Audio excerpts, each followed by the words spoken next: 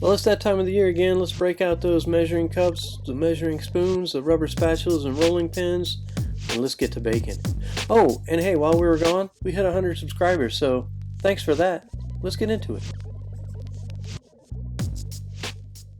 So your two most critical allies in making pie crust is speed and temperature. So we're going to go really fast. We got a cup and a half all-purpose flour, adding about a teaspoon of salt, and a teaspoon and a half of cornstarch. Now, supposedly the cornstarch helps to prevent the moisture from building up gluten.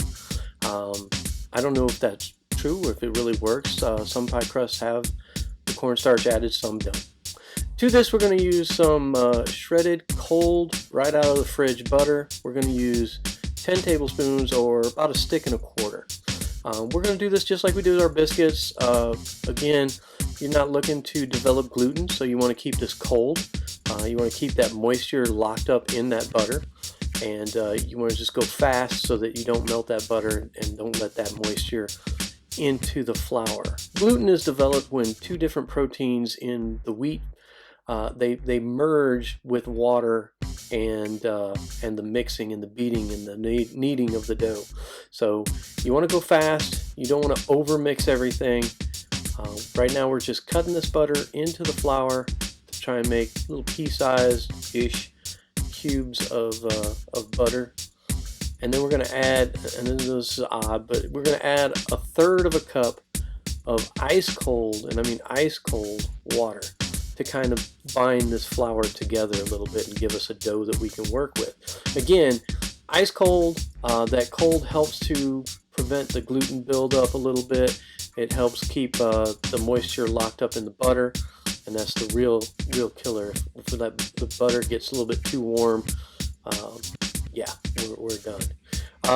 Developing gluten is great for breads and pasta where you want stretchy dough. Not so good in cookies, pie crust, biscuits. So now we're going to push this all together with our hands just for a hot second, not looking to, again, warm that dough up too much. And this is a forgiving technique. Once you get it into a ball like so, you can stick it back in the fridge and let it get cold again, about 10-15 minutes. And then we can turn this out onto our work surface and start rolling it out. So just quick, get into a ball, and then we're going to get it back into the refrigerator. Quick and cold. That's what you're looking for.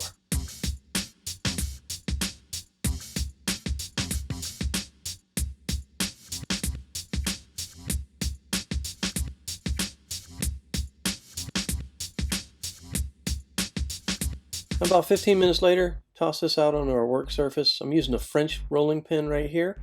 Now, French rolling pins are great. It takes a little bit of finesse. You got to know what you're doing with them because they're tapered. They're almost like an egg shape. They're not flat round.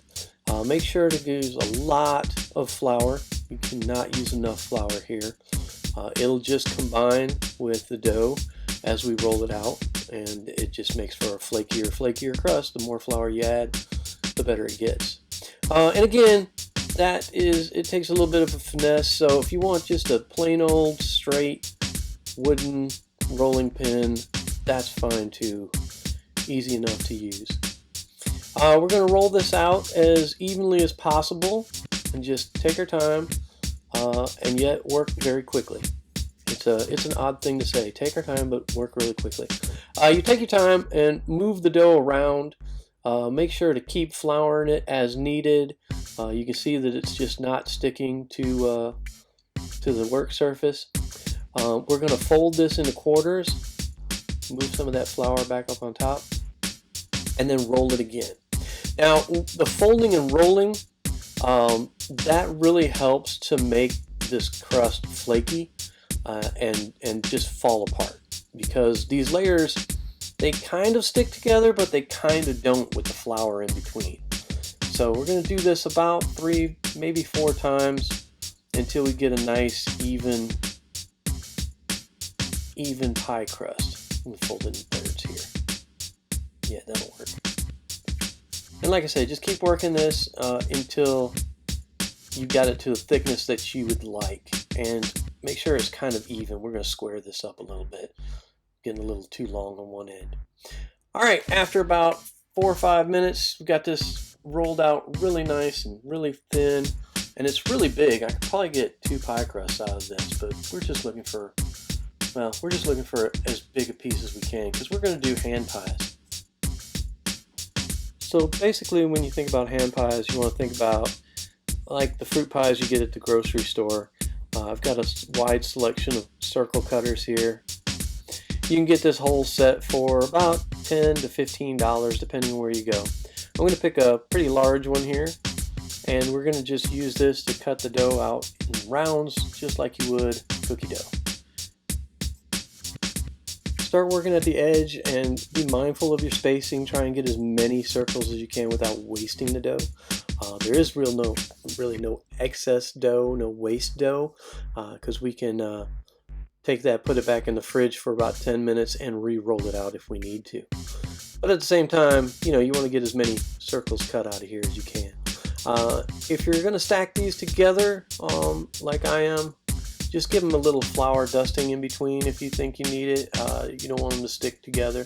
And again, you got to keep moving quick, and you got to keep everything cold and just moving. So we'll just cut as many of these out as we can, and then we'll go on to the next step.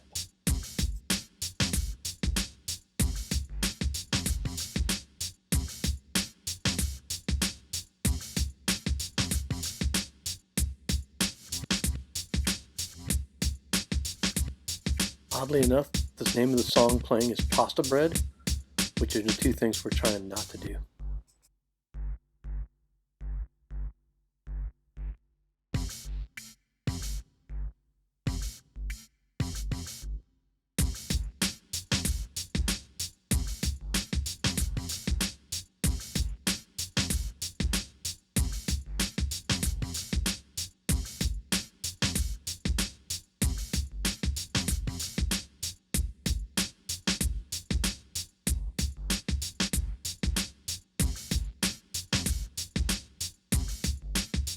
And then, like I said, this excess, let me get one more out of here. But this excess, we'll just kind of mash it back into a ball and stick it back in the fridge, and we can use it for other things. Pie filling number 1, I've got a half a cup of plain old peanut butter. I'm going to add 2 tablespoons of honey, and I've got a half cup of 10x or powdered sugar. We're just going to combine all of this. This will be almost like a peanut butter cup filling. So just mix these together. Nothing difficult about this. Just remember to kind of keep your sugar to peanut butter ratio roughly the same, 1 to 1, half cup and half a cup.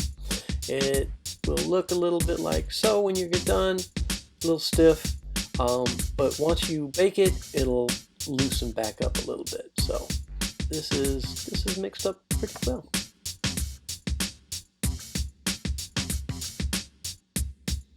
So I've got a little water here. This will help seal my edges. We're going to do some banana peanut butter that we made, chocolate chips, and oh yeah, how about a little hazelnut spread? And you can fill these however you want. You just take your pie around here, put the filling in the middle, and fold it over. It's going to take a little bit of practice to not overfill these or underfill these. So it's okay. We cut about 15 out of that piece of pie crust, so we've got some to play with. Again, just wet your finger, run around the edge like so. Then when you fold this over, just kind of press down around the edges here and crimp it down with a fork, and we should be good to go. We're going to put these on a baking sheet and give them a little bit of space just in case one of them does rupture and the insides go squirting out all over the place. We don't mess up the next one. So as little as half an inch is enough spacing. These aren't going to spread or move around. We just don't want to burst one onto the next one. We're going to do a little nod to Elvis, a little peanut butter, banana, and chocolate chip. And again, it'll take a little trial and error for you to not overfill these, but the pie crust does have some stretch to it, so feel free to give it a little pull. We've got a dozen on a pan. We'll put them in a 375 degree oven for about 15 to 20 minutes, just really as long as it takes. and these are nice and crisp and firm. So set those aside, and for the Lord's sake, let those cool off.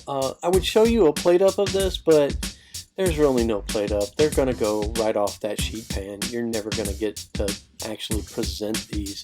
They're tasty, they're fast, they're easy to pick up and walk away with, which my family did.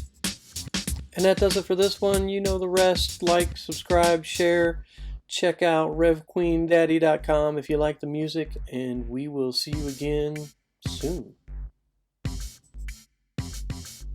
And hey, thanks again for subscribing. 100 is supposed to be the hardest number to hit. We'll see.